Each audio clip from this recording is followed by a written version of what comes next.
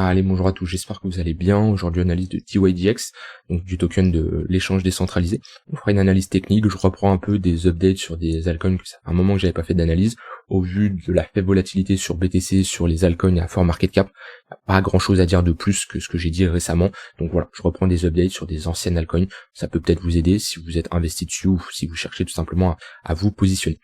Alors, DYDX, donc on a posé une autre structure ici de bottom, structure en un W monthly, creux sommet, creux plus haut que le précédent, sommet plus haut, donc grosse impulsion haussière, voilà, ici on a une confirmation d'un réel breakout. Maintenant on est venu, alors là je parle de l'analyse monthly, on verra après en weekly, on est venu combler cette zone d'imbalance, ok, qui était ici, et on voit que cette zone d'imbalance fait clairement office de support, d'accord, donc on est revenu chercher cette zone d'imbalance. En général, quand on a une confirmation comme ça d'un breakout, ce qu'on préfère c'est avoir un pullback sur notre ligne de coup et avoir une continuation à la hausse. Malheureusement on le voit bien en weekly, on avait ici notre ligne de coup en close line qui faisait office de support. On le voit bien, on est revenu chercher cette ligne de coup, on est reparti à la hausse, donc là on avait une confirmation, ça pouvait être une confirmation pour chercher à rentrer en position, d'accord, sur un pullback comme ça. Maintenant on revient chercher une seconde fois, ok, on ressort, on retourne chercher une troisième fois, une quatrième fois. Bon, ça commence à faire, et techniquement quand un support est autant touché, il a des chances d'être réintégré. Quand vous avez comme ça un range et vous bloquez entre deux bornes, si on casse à la hausse, on fait un pullback, on part en tendance haussière, là ok c'est bon. Si on commence à consolider sur le support qui était avant une résistance, c'est qu'on a des acheteurs qui poussent pas tant que ça, et on a des chances de réintégrer notre edge. Donc on l'a réintégré, on a fait ici une structure en M, donc qui est l'inverse d'une structure en W, ok. Alors cette structure en M ne nous inverse pas notre structure en W qu'on a fait en monthly, d'accord, parce que comment on inverse une structure en W en monthly, comme ça, donc une structure de bottom sur l'unité de temps monthly, rappelez-vous, plus l'unité de temps est élevée, plus la structure est puissante, d'accord. Donc deux cas, soit on casse notre structure, ici on a une clôture monthly sous ce niveau-là, dans ce cas-là on a une invalidation des acheteurs, une invalidation de notre structure de bottom, soit on pose à nouveau une structure de top, donc l'inverse d'un W, donc un M.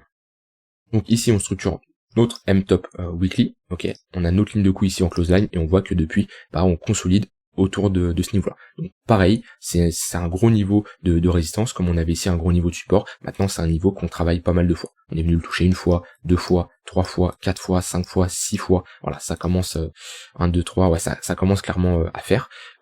Comme je l'ai dit, c'est comme le support, plus une résistance est touchée, plus elle a de chances de casser. Pourquoi? Tout simplement parce que déjà on crée énormément de liquidité au-dessus du niveau. Donc là, vous voyez ça comme une grosse zone où si on y va, on va clairement chasser énormément de shorters, déjà des stop loss qui sont mis juste au-dessus des sommets, ok, plus des gens qui vont se faire liquider parce qu'ils sont rentrés en levier, voilà, ici on est sur si on va chercher ce niveau-là, on serait sur un x20, donc les gens qui sont rentrés en levier x100, x50 et même jusqu'à x5 se feront liquider, d'accord. Donc voilà, c'est une grosse zone où on pourrait bien faire souffrir pas mal de monde, et aussi également parce que les vendeurs qui défendent cette zone-là, ok, ils défendent cette zone-là une fois, deux fois, trois fois, quatre fois, etc., et ils ont moins en moins de capital pour chercher à empêcher les acheteurs de passer. C'est-à-dire, les vendeurs ils défendent une fois, ok, ensuite plus le temps passe et moins ils peuvent défendre. Et surtout, très important, rappelez-vous, des vendeurs qui bloquent ici le prix, c'est des futurs acheteurs. Quand vous êtes un vendeur, vous êtes un futur acheteur. Pour sortir de votre position, vous êtes un acheteur. Et inversement, quand vous êtes acheteur, pour prendre des profits ou pour sortir de position, vous êtes également un futur vendeur. Donc s'il y a on accumule énormément de vendeurs, tout ça c'est des futurs acheteurs et ça peut faire clairement pression à la hausse. Donc on est sur un niveau décisif. Est-ce que je chercherai à short? Parce que je le dis souvent, sur résistance, c'est une bonne zone pour chercher à short. Non, parce que on est sur un niveau mature. Ok, ici on pouvait chercher à short éventuellement sur le pullback. Ici, ok. Ici également. Là, ça commence à faire. Ok. Donc, personnellement, je serais pas rentré en position ici. Et là, j'en parle même pas. On arrive sur un range. On est plutôt sur une compression qui est mature. Rappelez-vous, plus vous arrivez tard dans une tendance, elle a plus de chances de se retourner qu'au début. Et dans un range, plus vous arrivez tard dans ce range, plus il est mature et plus il a également de chances de casser. Donc, je ne chercherai pas à short. Est-ce que je chercherai à long?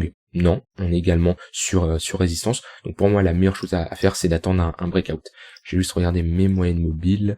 Parfait. Hop. Notre tunnel daily, d'accord, qui faisait office de résistance. On casse. Office de support, on recasse office de résistance.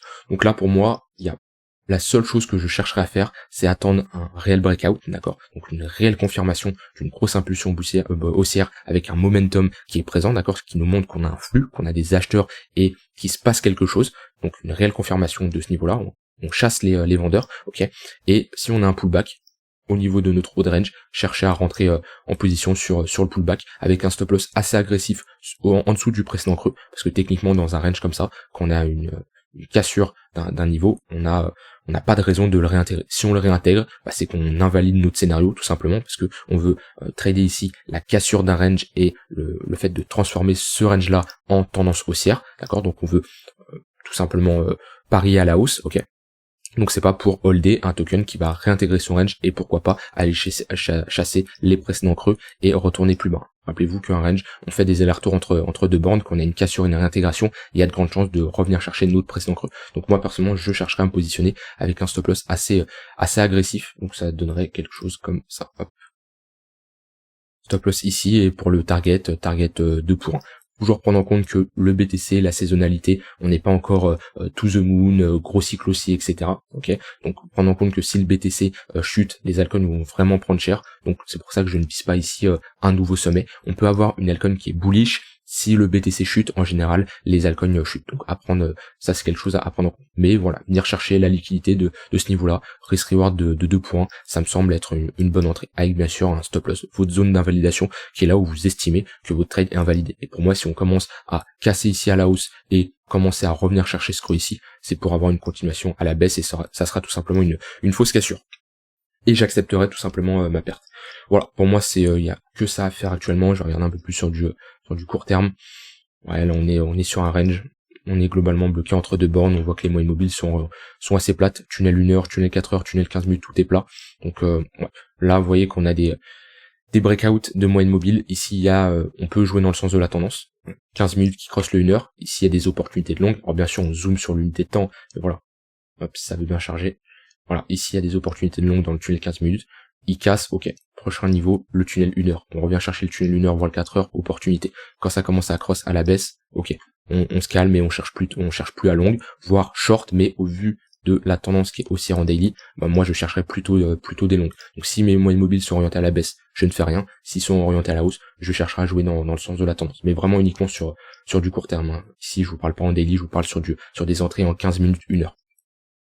Voilà, mais au vu de la configuration à l'heure actuelle, je chercherai à patienter et avoir une confirmation d'un breakout du tunnel daily et de notre haut range. Et si on ne l'a pas, c'est possible qu'on ne l'a pas et qu'on a une continuation à la baisse, tant pis, on fait rien. Le but c'est pas de toujours chercher à rentrer en position. Si on a notre setup, notre plan qu'on s'est fixé, ce qu'on veut, donc voilà, notre entrée, notre stop loss, notre zone d'invalidation, notre take profit, etc. S'enclenche, tant mieux. Si s'enclenche pas, tant pis, il y aura des opportunités sur d'autres tokens. Voilà, pas grand chose à dire de plus. Je vais regarder si j'ai des niveaux intéressants, si je mets des points pivots long terme. Hop là, s'ils veulent bien s'activer.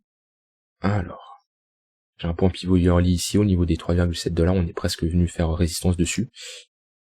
J'ai un point pivot monthly qui est ici. Ok, on a une bonne confluence, si on revient chercher cette zone, ça peut être un bon niveau également à défendre. On a chassé la liquidité ici, on a réintégré, petite structure en W, ici c'est une bonne zone à surveiller. Et voilà, sinon je vois rien d'autre. Voilà, pas grand chose à ajouter de plus. Je vais regarder DYDX contre le BTC, ce que ça donne. Voilà. Ouais, en weekly, on n'a pas clôturé sous ce niveau-là, ok. On n'a pas clôturé sous ce niveau-là, donc ça va. Donc ce niveau-là a clairement fait office de support. On a restructuré ici un petit W en weekly qu'on verra mieux en 3 jours.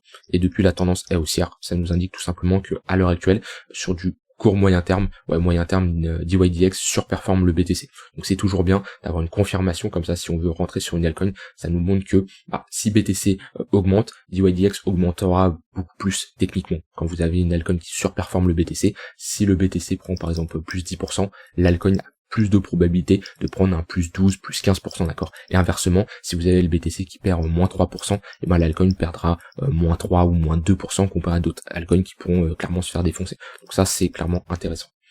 Voilà, rien d'autre à ajouter de plus. Si vous avez des questions ou voilà qu'est-ce que vous en pensez du token, ou si vous avez des zones qui vous intéressent pour chercher à rentrer en position, n'hésitez pas à les partager. Je vous souhaite une très bonne fin de journée. On se retrouve demain pour une prochaine vidéo. Bye bye.